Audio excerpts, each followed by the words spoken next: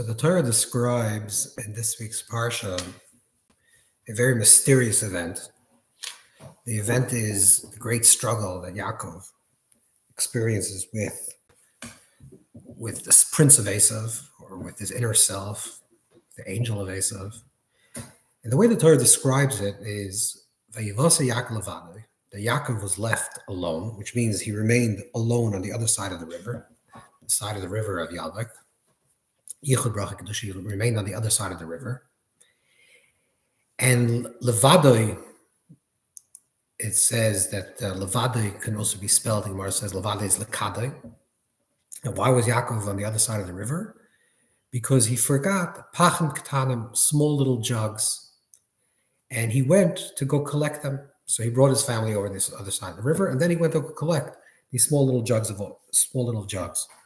Chazal said, the Gemara says, that why does Yaakov endanger almost his life to go across the river to gather these jugs? Because Chazal say because Tzadikim is a moino chavivim l'biyosem megufam. That the Gemara Chulin says that because Tzadikim have an attachment to the objects and the small things that they have in their life, because they receive this in an honest and an integral way and not through theft. This is what Chazal say. So Yaakov goes to the other side of the river to retrieve small little little jugs. Obviously, this is the parshas that we read. The Shalach Kodesh always ties in the parshas connected to the Torah, to the events that are happening. That we're entering into the story of Hanukkah, and the pachim, these small jugs, reminds us of the brisa that the Gemara says in Shabbos, that there was the pacha echad shema, that they found a small jug of oil. And so let's try to understand, if it's possible to understand, the connection between Yaakov going back to retrieve these small jugs of oil and the story of Hanukkah, or the miracle story of Hanukkah. What's the depth of this connection? Then the Torah continues and says that he remains alone on the other side of the river. And then, Vayavik ish imay, and he struggles with a man. Now, obviously, this cannot be another person, because literally the pasuk literally just said that Vayivasa Yaakov levado, Yaakov was left alone. So, in being alone means that he was left alone with himself. Keniskas Shema levado, alone with himself, in sort of like this inner meditative state. And then he was struggling with another ish, which Chazal identified, the sages identified with this Sire Shel Yosef. The Shah Shel Eisav, Prince of Eisav, and he's doing battle. So he's doing battle with the idea of Eisav, within him or without, external or internal, but he's doing battle with the idea of Eisav. What is the word Vayavik? What's the word Vayavik? So Rashi brings down, in the name of Menachem ben Suruch, one of the early writers, linguistic writers on the Torah, in Spain, that the Menachem brings down in the Mechberes, the Menachem brings down that the word Vayavik comes from the word avak, which is the idea of dust. And the idea is that when two people are struggling with each other, certainly in more ancient times when there wasn't paved streets, so that would create some like rising of the dust.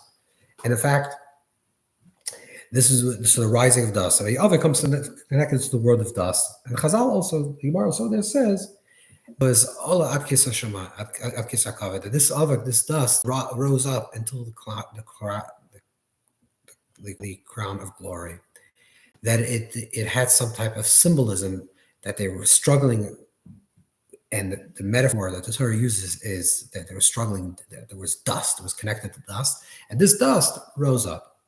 So what does that represent? What does that mean?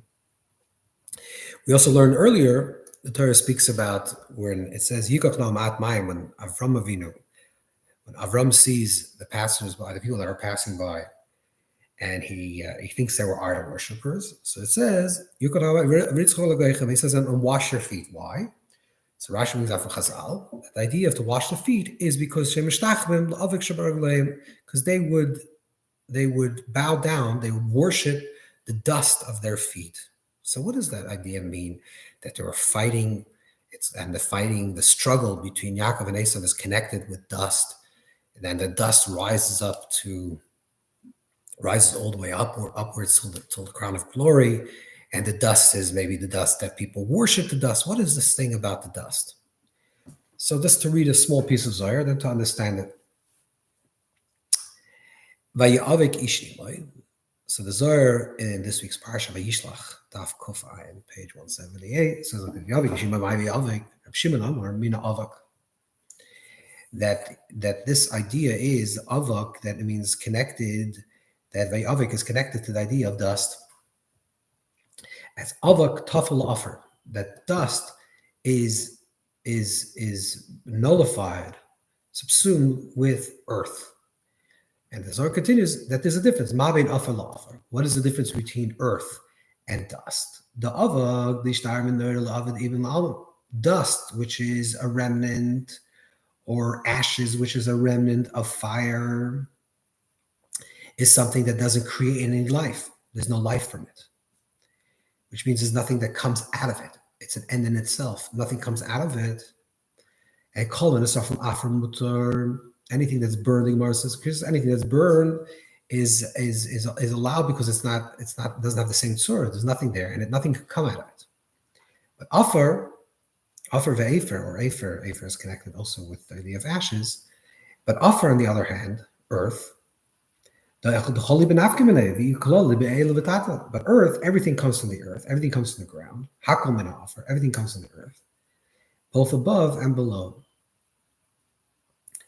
Like the pasuk says, Hakol min afar. The pasuk says in Kalos that everything comes from the earth. That the earth is the place of possibility, where everything rises from. And the contrast to the idea of avak, what is the idea of avak? Is something that is nothing comes out of it.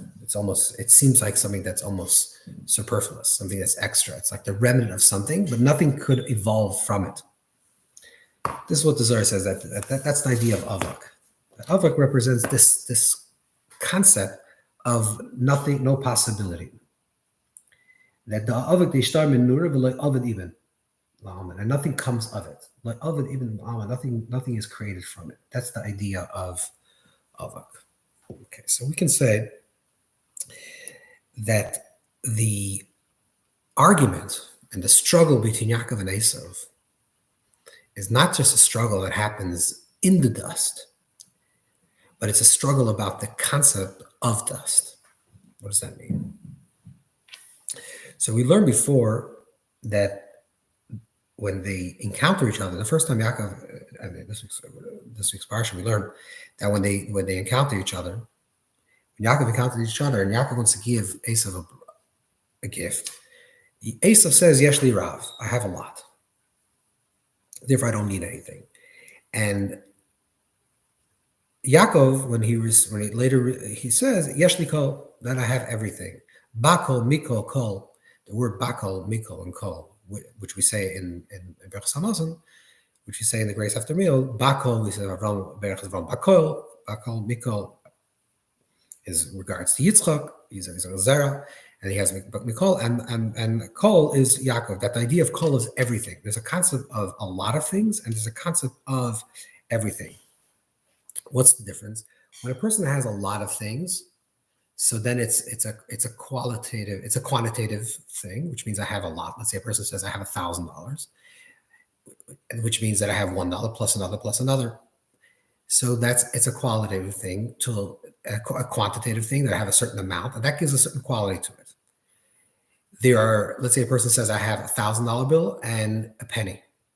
A person that has a consciousness or awareness or a relationship to life from a perspective of Rav, a lot.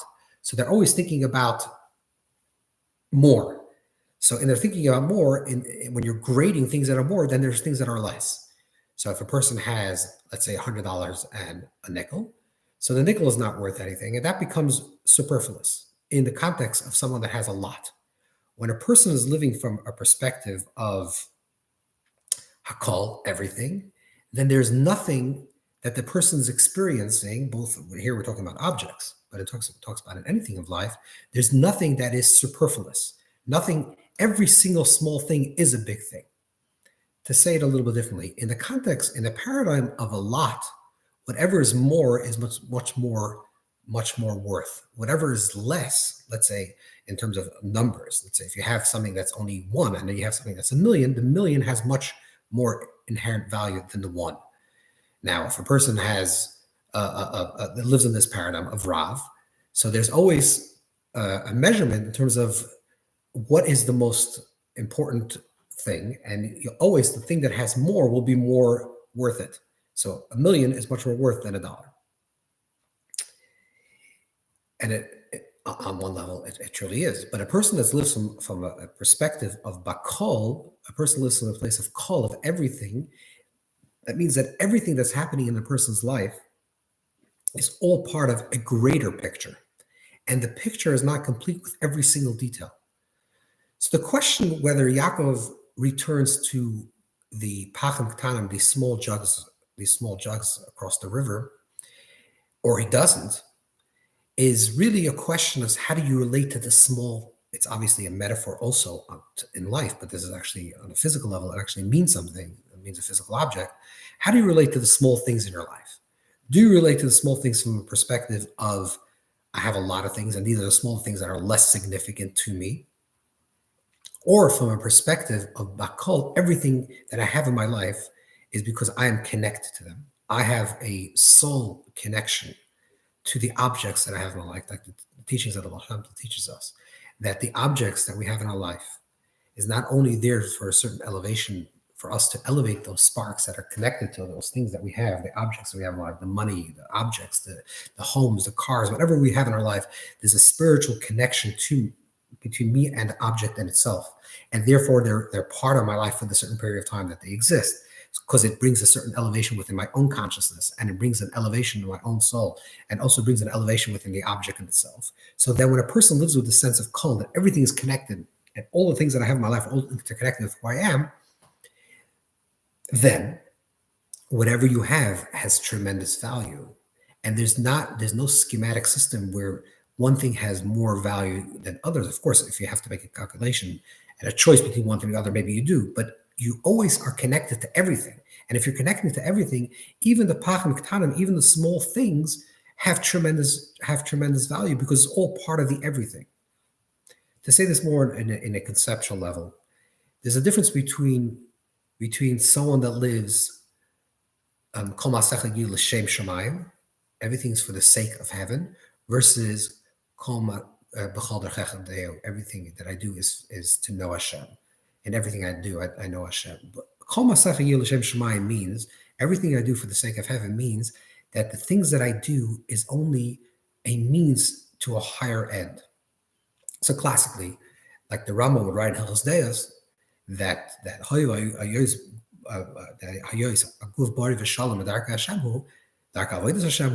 when a person is healthy, it's part of serving Hashem. Why? Because when a person eats well, they can pray better, they can daven better. If a person sleeps well, they can learn better. Their mind is more restful, and they can learn better.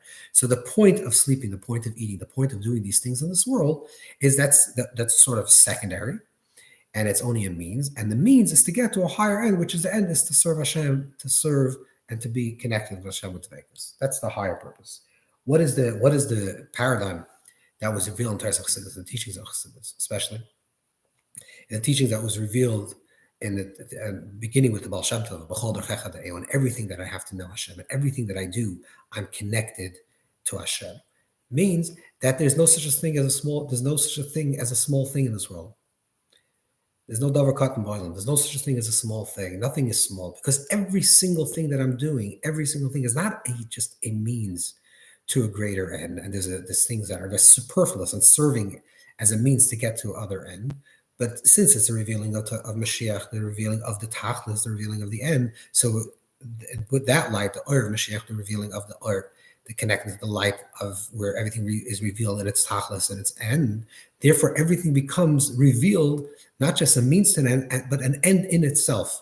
So therefore, every single thing that I do is not only I do this, so I should be able to do something else. I make money, or I work hard so I can give charity, I can give tzedakah. I work hard so I can pay for chinuch for my children. But the working itself, the service itself, the doing the thing in itself, that in itself is holy. There's nothing that's superfluous or secondary to something else. Everything in itself, and every single thing I find Hashem. This was revealed in Torah Baal Shem. It's interesting that this teachings of the Torah Baal Shem was not continued after the Baal Shem was taught this. It was put on the side almost. If you find some Chassidish Svarim that speak about this, the idea of the EU, they speak about this as avodas tzaddikim, like the Sfas Ava says. This is like avodah for the tzaddikim. Then you have in the Shri, you have when the Rebbe speaks about this idea of the EU, speaks about it as something that's applicable for every single person. Because the closer we are to Mashiach, this is the avodah, this is the services, the divine services, the connectivity that we have. That nothing in this world is just a means to an end, but everything in itself has an end in itself. Going back to the idea of pachin ketanim, of the small jugs of the small jugs, when Yaakov returns to go back to cross the river to get the pachin, the small jugs, it's because of the recognition that there's nothing small. There's nothing small. No object in my life is small because every single thing that is connecting me is part of the call, is part of the greater picture, and it's part of my soul elevation. And therefore, chavivim, every single thing that I have in my life is chaviv, is worthy, has value. It's an end in itself. It's not just serving something. And therefore, I can say in the bigger picture, the thing is on a lower grade, lower on the rung, and therefore I pass over it for something else. No, every single thing, every single object has an opportunity for me to become me fully, to have my soul elevation. And therefore, there's nothing as just a means to an end, but everything has an end in itself. Let's go a little bit one step deeper. The idea of a means and an end can also be seen like this. There's just two ways how to think about this. One is that everything is an end in itself, or that the means is an end in itself, or that the end is revealed in the means. So in both ways, you're looking at the thing in itself, the object in itself, the experience in itself as an end. But again, it can be two ways how to think about it. Either because the means is the end, the journey is the destination, the means is the end, or because the tachlis, the end, is revealed within the means. What does this mean? One of the things of the Greeks, and this is why they're called, Chazal called that the darkness of the Greeks, what they represented, what the consciousness and what the gullus of Egypt, what it represented. In this context of the story of Hanukkah, it's the Assyrians that were part of the divided Greek kingdom. The idea of the Greeks was the worship of the empirical, the observed, of the worship of the body, the worship of the Olympian, which is the idea of the klippa of this, or the philosophy that the shin and the pei, Neskadol Sham, there the miracle happened, which stands for seichel, which is the Yavanim, or poi, which is here when we say this on the dreidel we say on Hanukkah, which is for the philosophy, the philosophical understandings of the Greeks, post-Aristotelian philosophy, not the pre-Aristotelian, which the ZOHAR says is much more aligned with the Torah, but the post-Aristotelian philosophy is a philosophy of the empirical. What could be observed is true. Whatever you see is true. Seeing is believing. When I see something, that's the depth of it.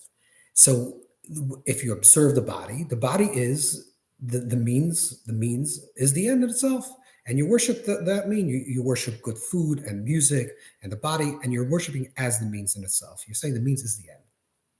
What does the Torah tell us? The Torah says that there's a tachlis. Everything has a tachlis. Everything has a future. Everything has a purpose. Everything is moving towards a tachlis, towards an end.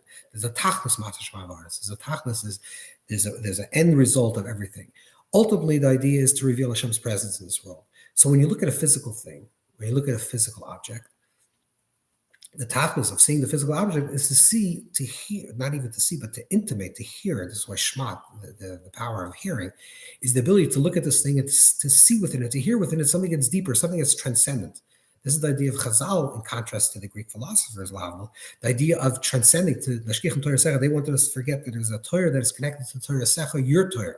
The idea of transcendence of Torah. Sure, you can understand Seichel, you can understand intelligence, and you should learn, you become philosophical. That's part of the whole Greek zeitgeist. But nothing about transcendence, about revelation, about something that's open to something that's bigger. And what do we do on Hanukkah to contrast? So the Greeks are seeing the means as an end. Not that the end, the tachlis, the lakus, the revelation of the divine is revealed within the means. What do we do on Hanukkah? to contrast this idea of the Greeks, we actually light a menorah. So we're lighting a physical object, again, something that's very empirical, something that's observed and seen. And we're saying that this object that we're looking at is ephemeral. It's constantly disappearing. It's constantly leaping upwards, which it means that we're looking at an image and we're seeing the image not as the end in itself. We're seeing that this means of this candle has an end, and the end is revealed in this mean, and the way the end, the tachlis of this revealed in the means is that this candle is constantly disappearing and transcending upwards. It's returning back into its source, so to speak. And this is why on Hanukkah, what do we do with the candles? We don't have reshus l'shtamash b'hem. We don't have any permission to utilize it. There's no utilitarian value to lighting the Hanukkah candles. It says laharis legalis sanes. The thing in itself is to reveal the miracle. We don't use it for shalom bayis, for the purpose of bringing peace in the home, evan, that we shouldn't step over something. It has nothing to do with like a utilitarian use, which is the reason why we light the Shabbos candle, or even a Yom Tov candle, which is the Yerushalmi brings out to light. The idea of lighting a candle, but Hanukkah we light a candle, we don't have any inherent purpose, which means we're looking at this thing and we're saying the tachlis of the purpose of the candle being lit, the intention of the purpose of lit is in itself. It's not that it's serving another purpose, so it should be lit in the room and therefore we shouldn't stumble, or it should be lit in the room, it should bring joy, or it should be lit in the room and therefore we can see what we're eating. Because when a blind person is that's some type of level where a person doesn't see what they're eating and not gain satisfaction. This is all Shabbos and Yom Tov. These are the candles of Shabbos and Yom Tov. But Hanukkah, that's not the purpose. The purpose is in itself. Just by lighting the candle serves its own self, which means that the candle itself is revealing the end, the tachlis within the means. We're saying that not that the means is the end, which is the klipa, which is the negative understanding of the Greeks, which is that in itself is the end. The body itself is what should be worshipped because that is the end in itself.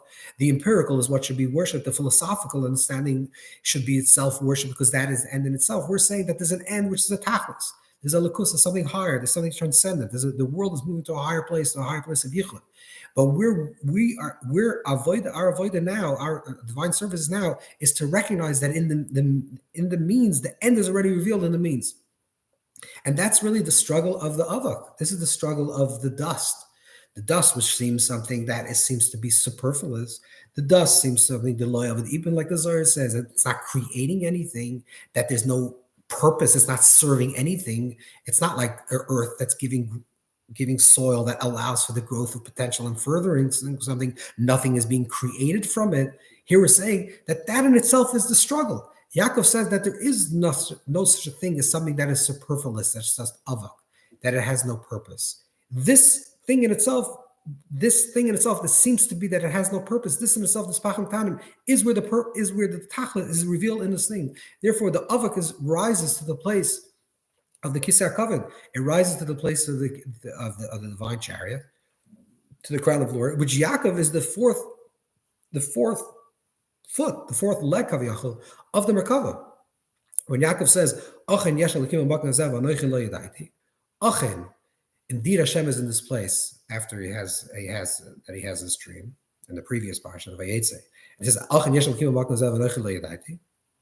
Achen is Aryeh, Kruv, and Nesher, which is the lion, the Kruv, the cherub, and the Nesher, and the eagle, which is the three animals, so to speak, the metaphor of the chariot. That's Achen. And then Anochi is Aryeh, Kruv, Nesher, Yaakov, that he recognized that he's part of the Merkava. So the Ava goes, Adam Merkava goes into Tul Kisar Kavod, goes up into the place of the Kibbutz Kavod, Olam Mabriya. That's the idea of the struggle between Yaakov and Eisav, is a struggle whether we recognize that everything in this world, there's nothing that is superfluous, nothing that is small. Everything has an opportunity to connect. Everything is part of our soul elevation. Everything is part of our own tikkun. And this is why Vayifka Amokim, he encounters the place. When he has this dream previously, when he encounters this place, this is the recognition, the realization of this all. But it all started in the beginning when Vayifka Amokim, he encounters this place. What is Bam Mokim, the place? The place is the Har Maria. The place the Manahushas Kala Kuli. That's the place where all space emerges. But what it's really saying is that every place that you are, the Nakud of every single place, if that's the average to see, which means there's a root of space, which is the place of Kodesh Kadosh and the Holy of Holies. That Holy of Holies, Nakuda of the Holy of Holies, is the inner depth of every single space that we're in. There's a phrase in Chazal that a person should not argue with the place that with Hashem, and it says alamakim, and the word is makim with the space, which means wherever we are in this world, whatever the situation that we find ourselves in, there's a tachlis, there's a purpose in the place that we have to be. We shouldn't argue with the place. We shouldn't say this is a superfluous, this is a means to get to a better end. Everything is revealed. All the ends are revealed within the means, and every single place that we're at. Every single place we're at is the Kodesh HaKadoshim, is the Holy of Holies. Every single moment that we have is an opportunity to reveal the Holy of Holies in Zman, and the Yom Kippur, the idea of to reveal it in time, and also to reveal within our own consciousness, within our own selves. Every single moment is an opportunity to reveal the end, the tachlis that's revealed within the means. And nothing in this world is superfluous. Nothing is extra. And this is the struggle. This is the battle that Yaakov does with Eisav, with regards to this battle of dust, is how do we relate and how do we connect to things that appear to be that avik shabaragleim, the dust of the earth, and the clip of that, the ZOHAR of that again of the avik, is where you're worshiping the means as an end. That's avik the ZOHAR. That's the idol worship of it.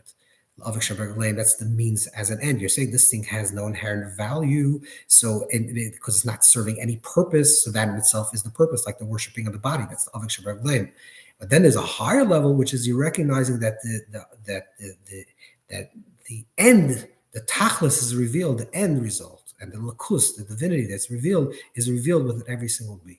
Within the tachlis shmayim v'aretz, the nakud of Shabbos, the nakud of tachlis, the nakud of the point of the essence of time, the essence of space, and the essence of consciousness, which is the lakus, the divinity that exists within every space, is not only revealed la'asalav in the future, which will become nigchol v'asa yachdav, and all the flesh will be seen to be expression of the divine, but we live this way in every single experience that we have. We recognize that there's a lakus, the divinity with all the experience, and that is the depth of the struggle between Yaakov and Eisav. Have a wonderful Shabbos.